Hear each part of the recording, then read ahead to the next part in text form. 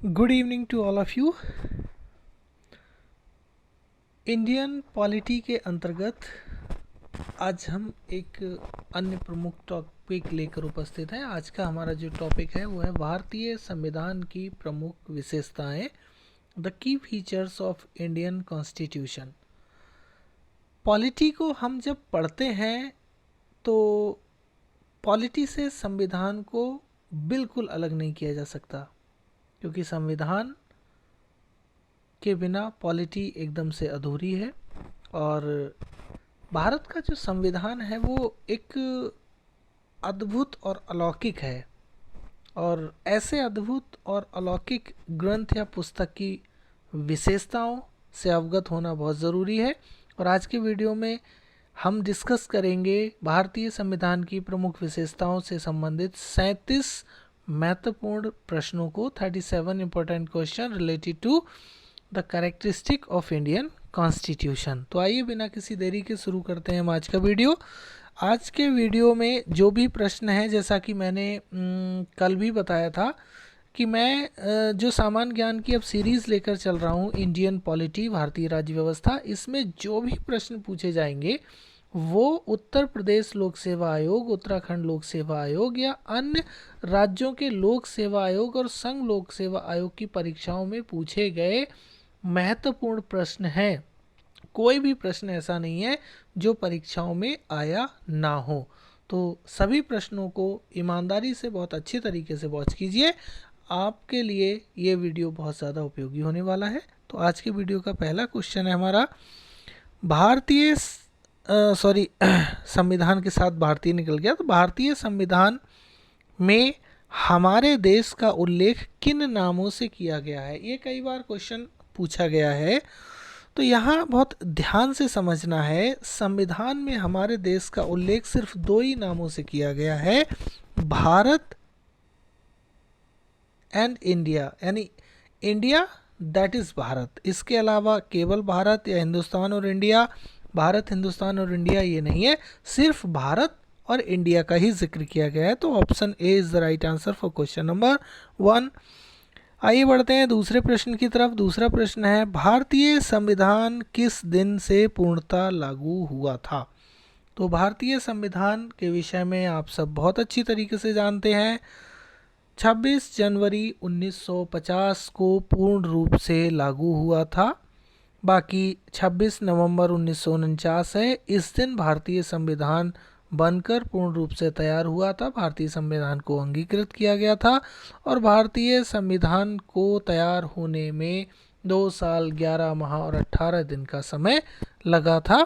तो दूसरा प्रश्न भी बहुत महत्वपूर्ण है, इसका आंसर ऑप्शन डी रहेगा। प्रश्न संख्या 3 है, विश्व का सबसे बड़ा लिखित एवं सर्वाधिक व्यापक संविधान किस देश का है। जैसे कि मैंने अभी प्रस्तावना में बताया इस वीडियो की कि हमारे देश का जो संविधान है वो दिव्य है, अलौकिक है, एक किसी धार्मिक ग्रंथ से कम इसकी महत्ता नहीं है, बल्कि उससे अधिक ही महत्वपूर्ण है।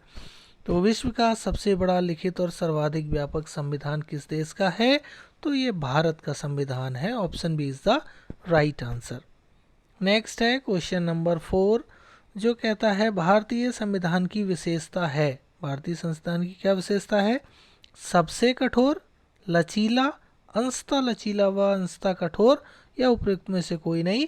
तो प्रश्न संख्या 4 का जो सही उत्तर होगा वो होगा ऑप्शन नंबर सी, भारतीय संविधान अंशतः लचीला भी है और अंशतः कठोर भी है। नेक्स्ट है प्रश्न संख्या 5, जो कहता है लिखित संविधान की अवधारणा का उल्लेख सर्वप्रथम किस देश में किया गया था।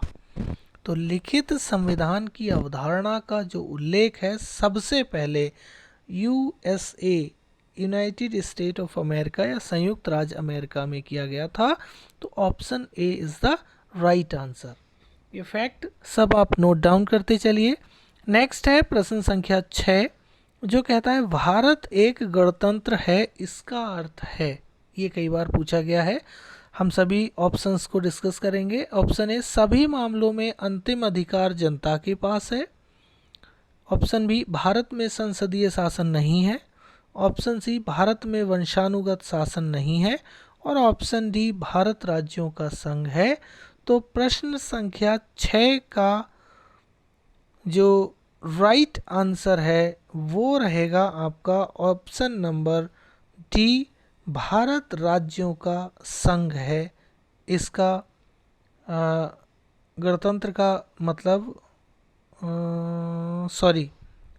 Sorry my mistake, option C is the right answer. गणतंत्र का मतलब है भारत में वंशानुगत शासन नहीं है।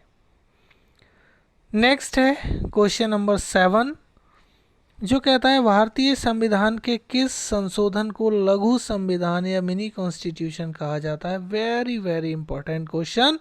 तो प्रश्न संख्या 7 का option A is the right answer. 42 संशोधन या 42वें संशोधन को मिनी संविधान या लघु संविधान या मिनी कॉन्स्टिट्यूशन कहा जाता है। तो प्रश्न संख्या 7 का राइट आंसर ऑप्शन ए होगा। नेक्स्ट है प्रश्न संख्या 8, जो कहता है सूची फर्स्ट और सूची सेकंड को सुमेलित कीजिए और सूचियों के नीचे दिए गए कूट से सही उत्तर का चयन कीजिए। सूची फर्स्ट में आपके संविधान के तत्व हैं और सूची सेकंड में जिस देश से क्या क्या लिया गया है वो दिया गया है। तो हम पहले मैच कर लेते हैं, फिर कूट से इसका आंसर चुन लेंगे। तो प्रश्न संख्या हमारा है 8। तो प्रश्न संख्या 8 में हम बात करेंगे, सबसे पहले है राज्य के नीति निर्देशक तत्व। तो राज्य के नीति निर्देशक तत्व आप सब विधिवत जानते हैं, लिया गया है आयरलैंड से। दूसरा है मूल अधिकार। तो मूल अधिकार हमारे लिए गए हैं संयुक्त राज्य अमेरिका से। तीसरा है समवर्ती सूची। तो समवर्ती सूची हमारी ली गई है ऑस्ट्रेलिया से। और भारत राज्यों का संघ है तथा संघ में अधिक शक्ति निहित है, ये लिया गया है आपके कनाडा से। तो हमारा ए का 3rd, बी का 4th, सी का 1 और डी का 2 रहेगा। तो आंसर जो हमारा होगा कूट से वो होगा हमारा option number B. Option B is the right answer for question number 8। I hope कूट से आंसर आप समझ गए होंगे। चारों पॉइंट बहुत महत्वपूर्ण है। नेक्स्ट है हमारा प्रश्न नंबर 9, जो कहता है कल्याणकारी राज्य का तात्पर्य क्या है। Very important.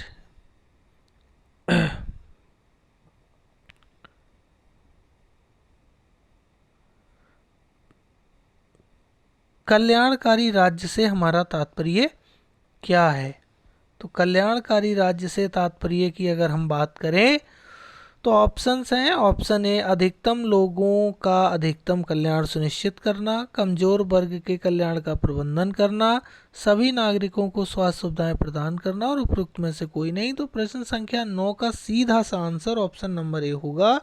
अधिकतम लोगों का अधिकतम कल्याण सुनिश्चित करना ही कल्याणकारी राज्य का तात्पर्य होता है और ये भारतीय संविधान की प्रमुख विशेषता है। नेक्स्ट है प्रश्न संख्या 10, जो कहता है निम्नलिखित विषयों पर विचार कीजिए तथा उन्हें क्रमानुसार जैसा संविधान में उल्लिखित है व्यवस्थित कीजिए। पॉइंट 1 है संघ तथा उसका कार्यक्षेत्र, पॉइंट 2 मौलिक कर्तव्य, पॉइंट 3 नागरिकता और पॉइंट 4 राज्य के नीति निर्देशक तत्व। तो यहाँ पे जो जिक्र है प्रश्न संख्या 10 की हम बात कर रहे हैं, तो वो है सबसे पहले आता है राज्य संघ तथा उसका कार्यक्षेत्र, उसके बाद हमारी आती है नागरिकता दूसरे नंबर पे, फिर हमारा आता है राज्य के नीति निर्देशक तत्व और उसके बाद आते हैं मौलिक कर्तव्य। तो ये क्रम हो जाएगा हमारा 1, 3, 4 और 2। तो ऑप्शन 2 हमारा सही उत्तर होगा इस प्रश्न के लिए। वेरी वेरी इंपॉर्टेंट क्वेश्चन है। नेक्स्ट है हमारा प्रश्न संख्या 11, जिसमें बताया गया है भारतीय राजनीतिक व्यवस्था में कौन सर्वोच्च है। सर्वोच्च न्यायालय, संविधान, संसद या धर्म।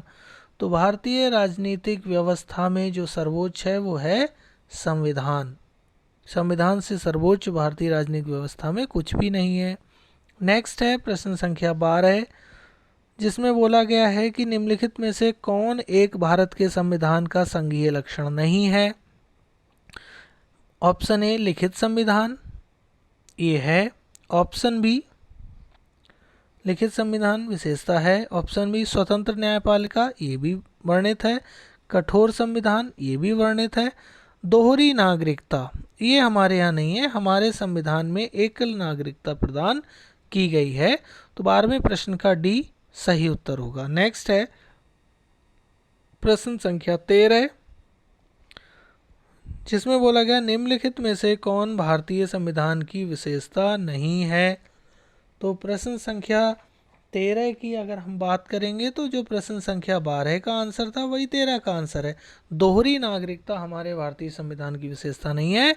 बाकी द्विसदनात्मक विधानमंडल, ये भी विशेषता है। अखिल भारतीय सेवाएं, ये भी विशेषता है। और एकीकृत न्यायपालिका, ये भी विशेषता है। लेकिन दोहरी नागरिकता हमारे संविधान की विशेषता नहीं है। नेक्स्ट है प्रश्न संख्या 14, संसदीय प्रणाली पार्लियामेंट्री सिस्टम को सरकार के रूप में किस नाम से जाना जाता है। तो संसदीय प्रणाली या पार्लियामेंट्री सिस्टम को संविधान में जो ऑप्शंस दिए गए हैं सभी नाम से जाना जाता है। वेस्टमिनिस्टर भी बोला जाता है, उत्तरदायी सरकार भी बोला जाता है, मंत्रिमंडलीय सरकार भी बोला जाता है। इन सभी नामों से जाना जाता है। तो ऑप्शन डी प्रश्न संख्या 14 का एकदम सही उत्तर होगा। नेक्स्ट प्रश्न संख्या 15, भारतीय संसदीय प्रणाली इंडियन पार्लियामेंट्री सिस्टम किस देश की संसदीय प्रणाली के समान है। तो यह हमारा जो है वो ब्रिटेन की संसदीय प्रणाली के एकदम समान है। Option D is the right answer for question number 15। Next प्रश्न संख्या 16, मतदान करने की उम्र को 21 वर्ष से घटाकर 18 वर्ष किस वर्ष किया गया। इम्पोर्टेंट। तो प्रश्न संख्या 16 का जो राइट आंसर है वो रहेगा ऑप्शन नंबर बी। 1989 ईस्वी में मतदान करने की उम्र को 21 वर्ष से घटाकर 18 वर्ष किया गया। नेक्स्ट प्रश्न संख्या 17, भारतीय संविधान के वृहद होने का कारण है। क्या कारण है। इसमें अनेक संविधानों के अनुभव शामिल हैं। इसमें विस्तृत प्रशासकीय सब प्रावधान है। यह एक बड़े देश के शासन से संबंधित है और इसमें संघ एवं राज्य दोनों सरकारों के प्रावधान है। तो प्रश्न संख्या 17 की अगर हम बात करें तो option D is the right answer. इसमें संघ और राज्य दोनों सरकारों के प्रावधान सम्मिलित है, इसलिए ये बड़ा है। नेक्स्ट प्रश्न संख्या 18, भारतीय न्यायपालिका या जिसे अंग्रेजी में इंडियन जुडिशरी कहते हैं कि सर्वोच्चता का सिद्धांत कहाँ से लिया गया है। तो यह सिद्धांत जो है वो हमारा लिया गया है अमेरिका के सर्वोच्च न्यायालय से। अमेरिका के सर्वोच्च न्यायालय की तरह भारतीय न्यायपालिका की सर्वोच्चता का सिद्धांत व्याप्त है। नेक्स्ट प्रश्न संख्या 19, जिसमें बताया गया है भारतीय संविधान के किस भाग में मौलिक अधिकारों फंडामेंटल राइट्स का वर्णन है। तो यह भाग 3 में मौलिक अधिकारों का वर्णन है। संविधान के भाग 3 में मौलिक अधिकारों का उल्लेख किया गया है। नेक्स्ट प्रश्न संख्या 20, अनुच्छेद 356 वर्णन करता है। बहुत महत्वपूर्ण प्रश्न है। क्या वर्णन करता है। राष्ट्रीय आपातकाल का, राज्य में आपातकाल का, वित्तीय आपातकाल का या उपयुक्त सभी का। तो प्रश्न संख्या 20 जो है वो वर्णन करता है राज्य में आपातकाल का। अनुच्छेद 356 जो वर्णन करता है वो राज्य में आपातकाल का। नेक्स्ट प्रश्न संख्या 21 जो कहता है स्वतंत्रता का अधिकार राइट टू फ्रीडम किस अनुच्छेद में दिया गया है। तो सिंपल सा इसका आंसर है अनुच्छेद 19 से 22 तक स्वतंत्रता के अधिकार का वर्णन किया गया है। नेक्स्ट प्रश्न संख्या 22, वित्तीय आपातकाल फाइनेंशियल इमरजेंसी किस अनुच्छेद के तहत लगाया जाता है। तो वित्तीय आपातकाल जो है वो अनुच्छेद 360 के तहत लगाया जाता है।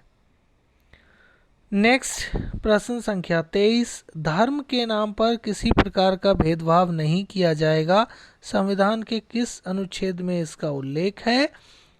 तो संविधान के 15वें अनुच्छेद में आर्टिकल 15 जो बोलता है धर्म के नाम पर किसी प्रकार का भेदभाव नहीं किया जाएगा। नेक्स्ट प्रश्न संख्या 24, युद्ध, आक्रमण तथा सशस्त्र विद्रोह के कारण उत्पन्न राष्ट्रीय अशांति की अवस्था में राष्ट्रीय आपातकाल किस अनुच्छेद के अंतर्गत लगाया जाता है?